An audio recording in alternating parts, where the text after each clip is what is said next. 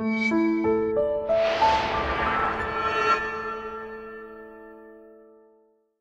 everyone, I'm Captain Logan, and welcome back to You Made Me Watch, the show where I take requests from the audience on Patreon and watch whatever within reason you guys would like me to see. This time I'm reviewing a movie that was suggested to me by Gwee, and a movie that I meant to watch when it came out. Was actually really delighted and excited when this one came down the pipeline, so thanks a bunch to Gwee for requesting this. It's 10 Cloverfield Lane, the second in the Cloverfield series, which is now a trilogy, kind of, because there's another Cloverfield movie that's on Netflix that I've not seen. It has a really low percentage on Rotten Tomatoes. Apparently critics didn't like it. I don't know much about it at all, and I am kind of curious about it. I might go ahead and review that sometime down the road on a whim if the mood strikes to try one of these again. Although these are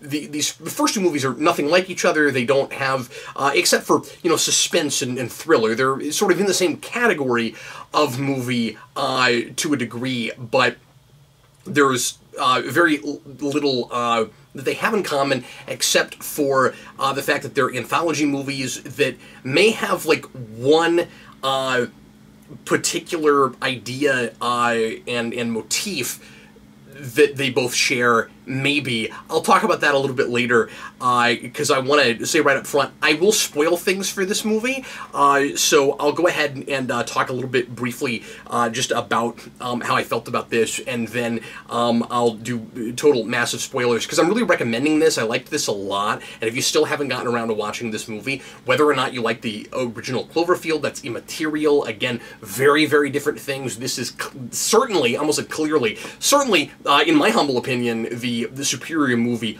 of the two, and I'm assuming better than the third movie given what I'm hearing about it, but I might watch it and love it, who knows. Anyway, so 10 Cloverfield Lane is a suspense thriller that takes place in a house. It's kind of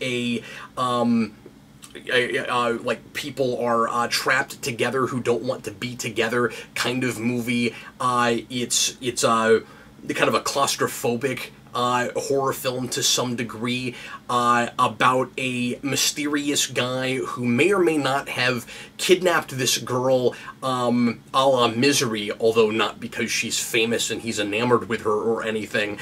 And he claims that the world outside is basically over, that there's been a bomb, and he saw it with his own eyes, and he's been preparing for this for years. So he says there's fallout of some kind, be it nuclear or something else, and he's positive, even though he refuses to use a telephone or to get on the internet, and he doesn't seem to be connected or have any interest in that. But he won't listen to the radio, he won't check and make sure he's right, he just swears that he's right. And as time goes on, there are pieces of evidence to support what he's talking about, and the girl that he takes in, that he claims he saved her life when she got in a car wreck on the road, Michelle, starts to buy into what he's selling. And then it turns out that even then, things are not exactly what they seem with him. So this is touching on issues of paranoia and of conspiracy theories, and the times in which there's a grain of truth to something that a conspiracy nut might be saying, which is a really intriguing idea and kept me guessing all the way through. John Goodman's performance is masterful in this. I've always really liked John Goodman. Really fun to see him play such a horrifying character in this, and my not knowing all the way through if he's actually a scary guy or not. I mean, he's a little bit off. There's something going on with him. When he first takes in Michelle, he straps her down, or I guess he just kind of shackles her leg, and I wondered why that was necessary, if he was just trying to help her and keep her alive when everyone outside is dying because of the fallout. And as time goes on, like, I kind of expect sort of a split thing where he'll end up doing something to her, and that doesn't end up happening, but turns out, and now we'll sort of get more into spoiler territory, that there's every likelihood that it will, as we learn more things about his past and about his daughter and what really happened to his daughter.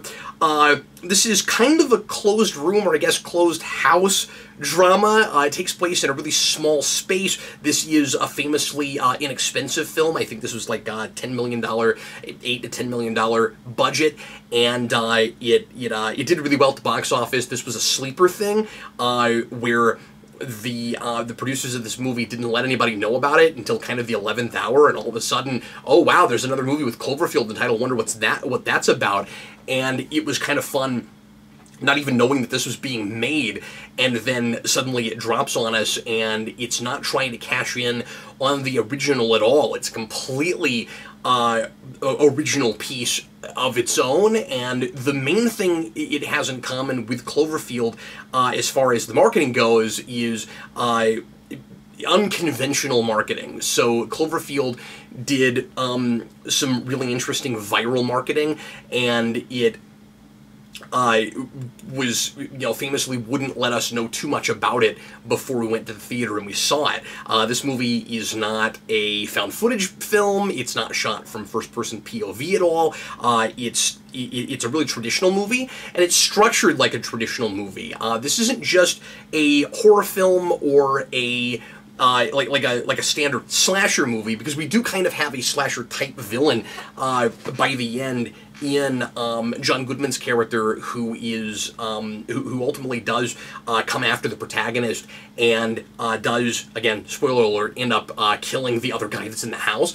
But he but it's not just a who's gonna survive movie, and it's not just about an O. Henry ending, because it does have a very much a Twilight Zone kind of thing about it, because like I said, there is a grain of truth, it turns out, to what John Goodman's character is saying, because there is something horrible going on outside, and as soon as this lady who seems to be infected by some kind of a virus tries to get into the house and comes into the back of what's essentially an airlock, I find myself wondering, okay, is it like a zombie virus? Is it... because I assume it's going to be supernatural in some way.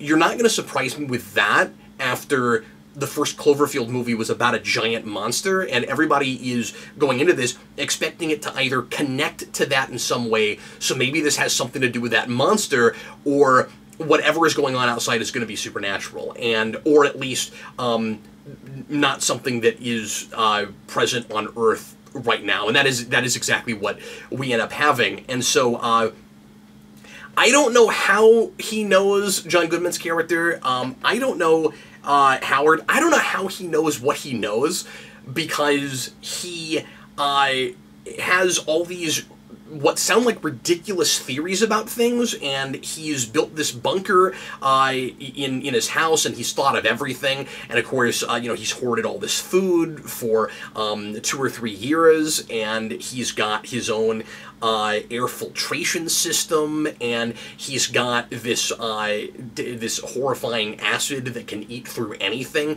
which plays wonderfully at the end. There's wonderful setup and payoff in this movie. I should mention, in things that Howard tells us about toward the beginning of the movie or in the middle that end up paying off at the end, and very often kind of skills that Michelle learns from him that she uses against him. I loved all of that kind of battle strategy stuff and survival skill stuff, where at first she's just this really mousy character who is running away from her problems. She's had some kind of a falling out with her boyfriend, and she won't actually talk to him, boyfriend or fiance or whatever he is, who is I think voiced by Bradley Cooper, which is amusing, because he gets like 5 or 6 lines of dialogue, and then he's not there anymore.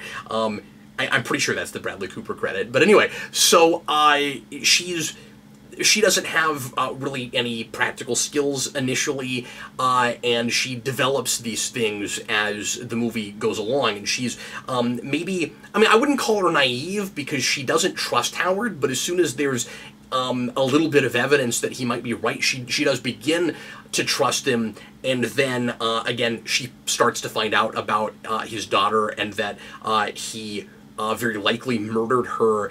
And I'm not completely sure by the end what exactly Howard's deal is.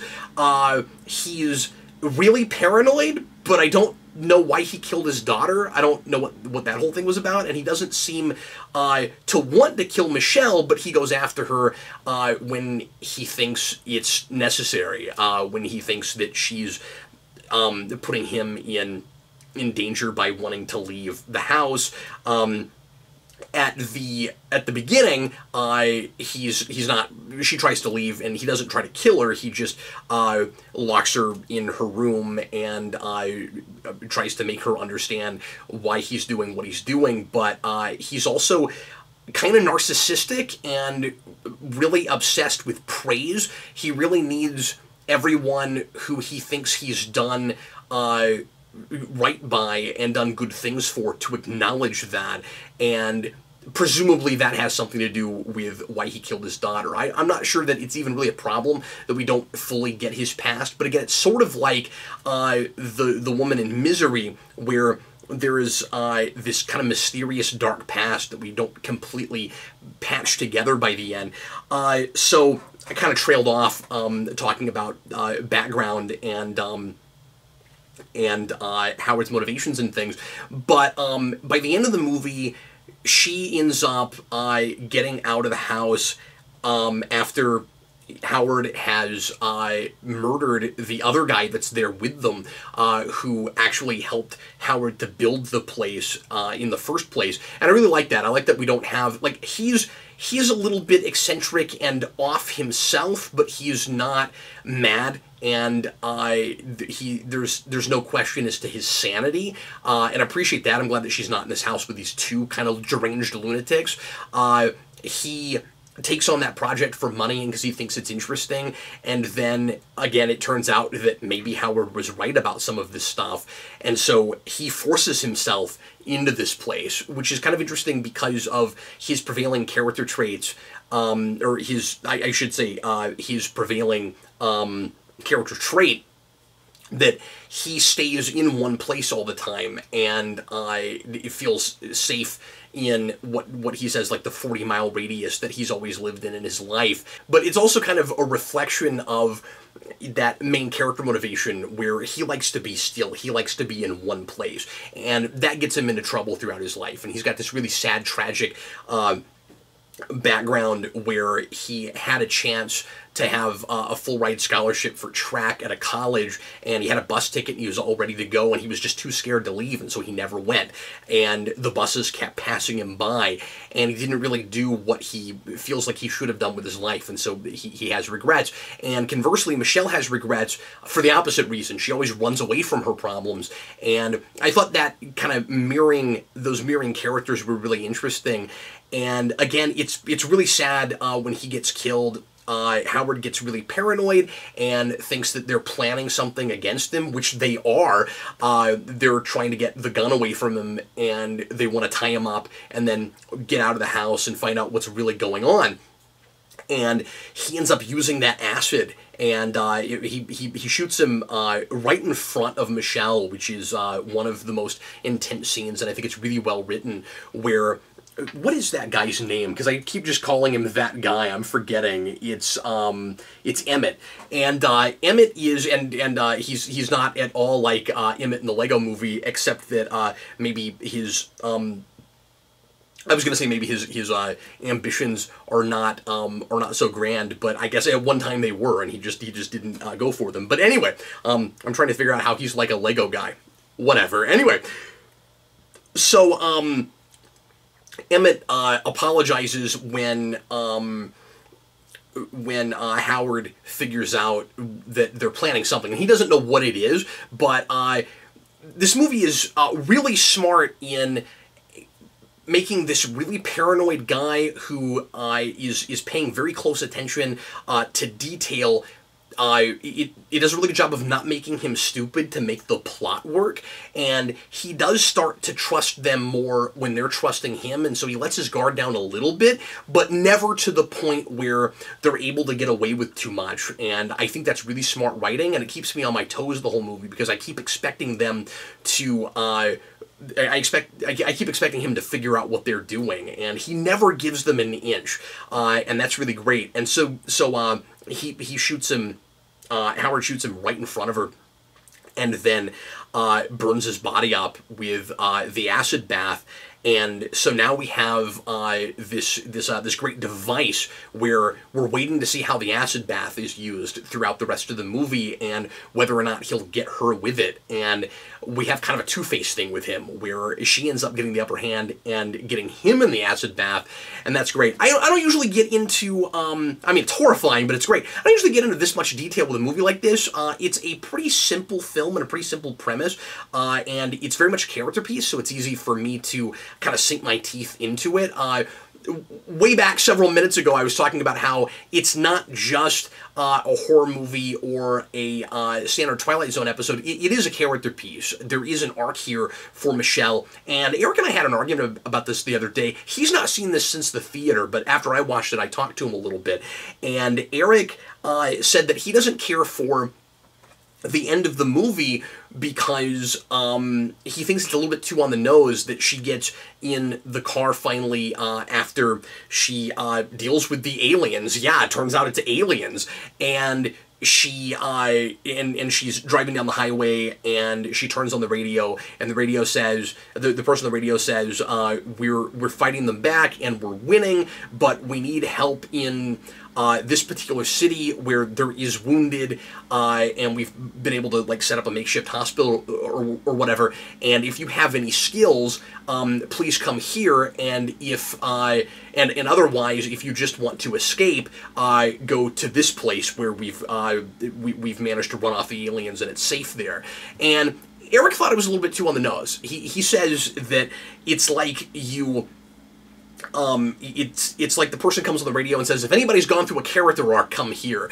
And I see what he's saying. I get why Eric might feel like it's a little bit too square and easy, but but what he said he wanted to happen was she goes outside and you see that it's aliens and then credits. And the problem with that for me is I don't feel like you're paying off the character arc then, and the fact that she runs away from her problems ends up being kind of pointless. Like, I see it as follow-through.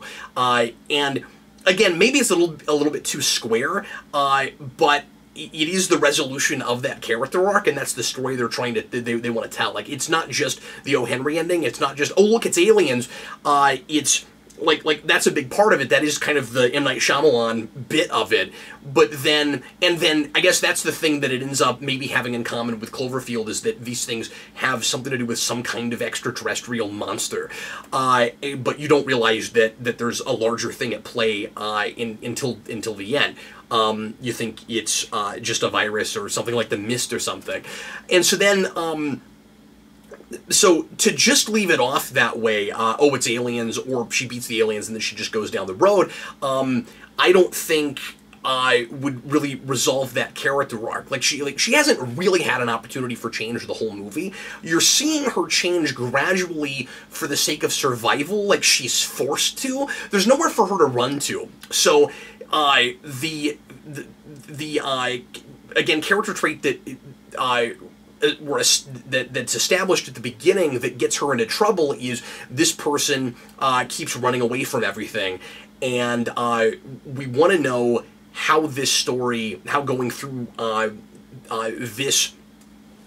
these traumatic events makes her either change her mind about that, or if she doesn't take that any kind of an opportunity for change, and she continues to do that at the end. And so I kind of like that she has that crossroads where at the end she's given two choices, and because of everything she's been through and what she's learned here, she decides to finally stop running away from everything and go actually make something of herself. And without that, establishing that character flaw and making this feel like a character piece until the end, I think would be kind of pointless. Anyway, I think the alien bit at the end goes on maybe a little bit too long. It's like, that's not the movie that I was enjoying until we got there, but then I understand why it feels the need to do that, because it's like, oh, now this is kind of the Cloverfield of it all. Like, we've got to pay off the suspense by showing you these really cool, crazy aliens, and it becomes a special effects piece, and it looks pretty good. It's all shot in the dark, and so they're able to be pretty minimalistic about it. And so I like what the aliens look like, and I think they do a good job with it. But once I know that, I start to get taken out a little bit. In just watching her running from the aliens and trying to beat them back. So anyway, that's going to be it for me on this movie. I liked this a lot. I thought it was fantastic. I'm interested in seeing it again and seeing what else I might pick up about these characters. This would be an interesting movie to write about, and maybe down the road I'll do some kind of a rewind project on it. But anyway, thanks a lot for watching, everybody. Sure appreciate it. Hope you enjoyed my review of 10 Cloverfield Lane, and I will see you again shortly with another one. I'm Captain Logan, and thanks again for watching.